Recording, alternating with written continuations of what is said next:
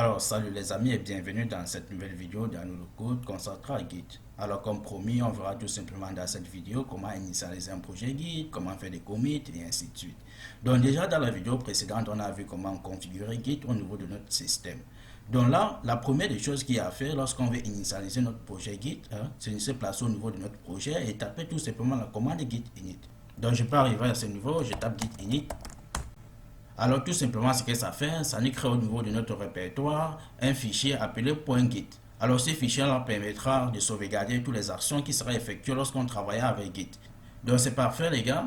Si vous remarquez à ce niveau, je suis positionné au niveau de mon répertoire de travail. Donc normalement si je tape dire, ok, cela doit m'afficher tout le contenu de mon répertoire. À ce niveau-là, on voit que j'ai 0 fichier.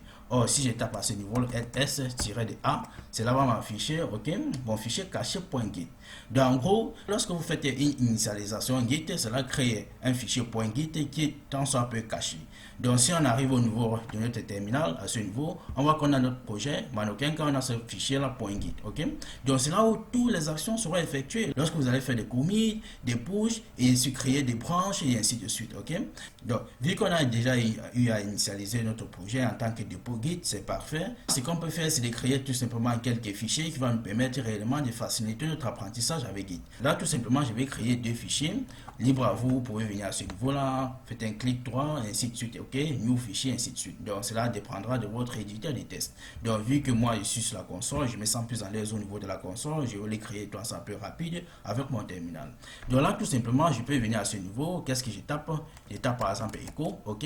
Donc, si vous n'êtes pas déjà habitué avec les lignes de commande, les gars, essayez déjà d'apprendre davantage. De regarder comment je crée par exemple un fichier au niveau des lignes de commande et ainsi de suite, ok. Donc, dès lors que je mets echo, ne vous inquiétez pas les gars, vous allez très vite comprendre le concept. Donc, dès lors que je mets echo, c'est parfait.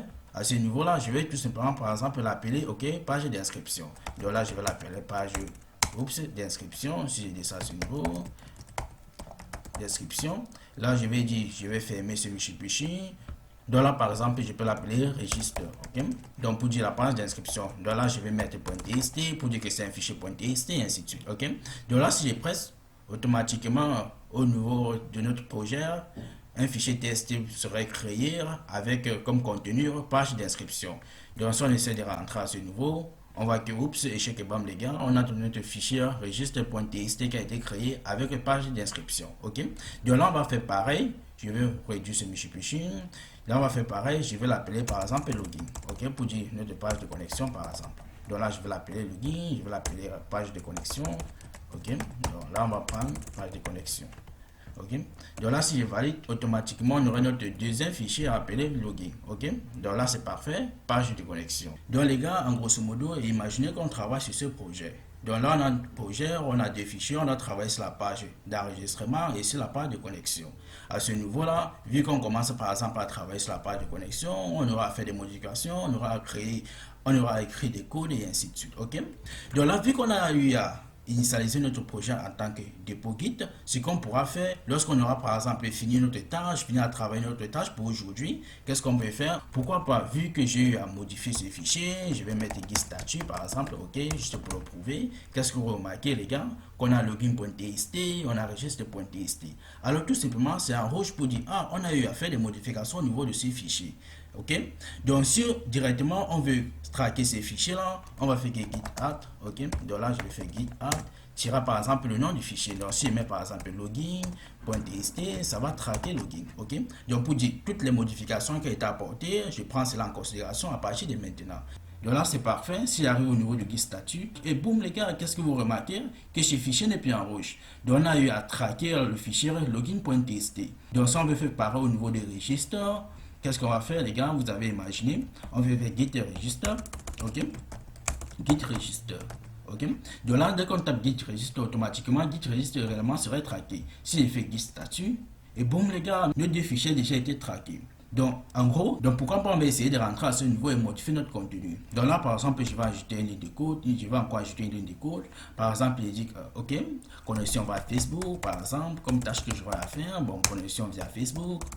Ok, donc là je vais ajouter connexion vers Facebook, je vais l'enregistrer et si j'arrive à ce niveau, Ok, je vais dire registre par exemple par mail. Ok, moi je mets par mail. Ok, les gars, je n'ai pas vraiment d'inspiration. Donc dès lors que je vais revenir à ce niveau, qu'est-ce qu'il y a? C'est étape qui statut. Et boum les gars, vous voyez que j'ai eu à modifier ces deux fichiers. Ok, donc normalement je dois encore les retraquer pour prendre en considération les modifications que j'ai apportées. Donc là on peut taper git add. Au lieu de taper par exemple le nom du fichier, si on a envie de traquer les deux fichiers en même temps, on peut mettre git add moins grand A, ok. Donc là que je presse à ce niveau là les gars, ça va traquer les deux fichiers automatiquement. Si je fais git statut et boum les gars, nos deux fichiers ont été traqués. Donc dès que vous avez eu à traquer vos fichiers, tout ce qui vous reste à faire, c'est de faire des commits. Alors tout simplement, les commits vous permettent de dire, voici l'état actuel de mon projet. Donc si j'ai eu à modifier par exemple la page d'accueil, si j'ai modifié autant pour moi la page de connexion, si j'ai eu à modifier la page d'inscription et que cela soit fonctionnel, alors tout simplement je vais faire un commit en disant, j'ai eu à modifier la page de connexion, j'ai eu à modifier la page d'inscription et cela est fonctionnel. Donc en gros, cela va nous permettre de bien nous structurer au niveau de l'hierarchie de notre projet, ok. Donc tout simplement, vu que j'ai à modifier, on a eu à modifier notre page de connexion, on a eu à modifier notre page d'inscription, ainsi de suite. Qu'est-ce que je peux faire? Je vais dire que git, ok, git commit, ok. Donc très souvent, lorsqu'on met git commit, si je valide les gars, ça va nous demander d'entrer le message, ok. Donc là, ça va nous demander ainsi de suite d'entrer le message. Donc là, tout simplement, avec coupé avec CTRL X, ce qu'on pourra faire, c'est de dire que git commit, ok, tiré de M. Donc là, à ce niveau-là, on pourra passer un message cohérent avec la modification qu'on a apportée. Par exemple, je vais dire, vu que c'est notre premier commit, par exemple, je peux dire first commit, ok, libre à vous de l'appeler comme vous le souhaitez. Donc là, par exemple, je peux appeler first commit, ok, ou bien mon premier commit et ainsi de suite. Donc à ce niveau-là, qu'est-ce qu'on pourra faire? Je peux dire, par exemple, modification du fichier login registre. Donc là, pour abréviation, je peux dire login, tout simplement, registre, ok, registre, modification, par exemple, ok, modification. Parfait. Donc là, si presse, ok, mon commit sera fait directement pour nous, ok. Donc là, qu'est-ce que vous pouvez remarquer? On dit que je suis positionné au niveau de la branche master, que j'ai fait un commit. Voilà l'idée du commit, voici l'idée du commit, ok, et je l'ai appelé comme ceci. Donc là, tout simplement, ce qu'on pourra faire, c'est d'envoyer par exemple, je dis par exemple git log, ok, pour lister l'ensemble de nos commits. Donc si je tape git log à ce niveau, et boum les gars, qu'est-ce que vous remarquez? Que j'ai mon commit, voici l'identifiant de mon commit, voilà mon nom qu'on a eu à configurer dans la vidéo précédente, voilà mon adresse email et ainsi de suite, ok. Voilà l'heure que j'ai eu à faire le commit. N'est-ce pas cool les gars? Et voilà comment j'ai eu à l'appeler. Donc si plus tard vous améliorez le Mishipishi et que vous voulez encore améliorer par exemple la fonctionnalité d'inscription, la fonctionnalité de connexion, ainsi de suite, et qui bug les gars, ne vous inquiétez pas. Vous pouvez tout simplement venir à ce niveau et vous servir de cet identifiant-là pour revenir à la version précédente. Et à ce niveau-là, si on essaie un peu de nous rendre au niveau du dépôt du framework Laravel, vous remarquez avec moi, à ce niveau, on a plus de 28 000 commits, ok. Donc là, je vais cliquer par exemple au niveau des commits. On va voir l'ensemble des commits qui a été effectué par les développeurs au niveau de la communauté Laravel. Ok. Donc vous voyez qu'à ce niveau, le dernier commit a été posté il y a 34 minutes. Ok les gars. Donc là, si on veut par exemple voir les modifications qui ont été apportées au niveau du commit, on n'a qu'à cliquer, on attend un tout petit peu. Et à ce niveau-là, qu'est-ce que vous remarquez les gars? Qu'il a eu à remplacer ce code, ok, par ce code.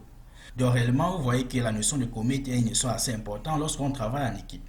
Donc là, si je m'en vais par exemple au niveau de Symfony, les gars, vous voyez que c'est pareil. On a un ensemble de commits qui a été effectué.